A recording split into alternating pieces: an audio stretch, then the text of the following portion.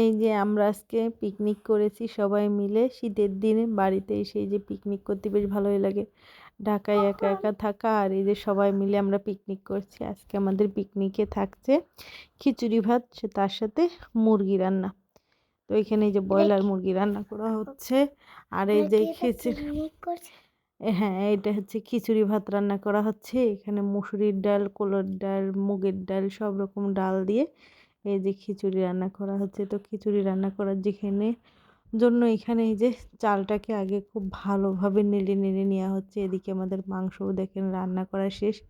মাংসটা কিন্তু দেখতে অনেক সুন্দর হয়েছে। তো এখানে এই যে চালটা ভালোভাবে নেড়ে চেড়ে তার ভিতরে এই যে পরিমাণ মতো পানি দেওয়া হয়েছে। এইবার এই যে লবণ, হলুদ যা যা লাগে সেগুলোকে এর সাথে এবার মিশিয়ে দেওয়া হচ্ছে। তো আসলে খিচুড়ি ভাতটা একটু মাংস দিয়ে খেতে হলে একটু ঝরঝরে হলে ভালো লাগে, সেই কারণে এখানে চালের থেকে পানির পরিমাণটা একটু কম দেওয়া হয়েছে। আর যেহেতু চুলায় জোরে জাল হবে সেহেতু খিচুড়িটা ভালোই ঝরঝরা হবে। তো দেখেন আমাদের খিচুড়ি দেখেন হয়ে গেছে। এই যে খিচুড়ি হওয়ার পরে এখানে এই যে পিকনিকের মেন আকর্ষণ, এই যে বাটিতে বাটিতে সমানভাবে বাড়া হচ্ছে দেখেন। কোনোটাই কোনো কম বেশি হবে না, সবগুলোই একদম সমান সমান করে খাবারগুলো বন্টন করা হচ্ছে।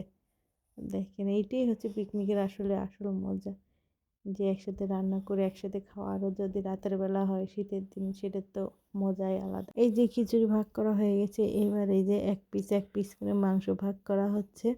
তো আসলে পিকনিক করলে পরে এটাই ভালো লাগে, সবাই সমান তালে একদম ভাগ করে একসাথে বসে খাওয়া। তো সবাই শীতের সময় বেশি বেশি পিকনিক করবেন আর আমাদের মতো শেয়ার করে খাবেন। আল্লাহ হাফেজ।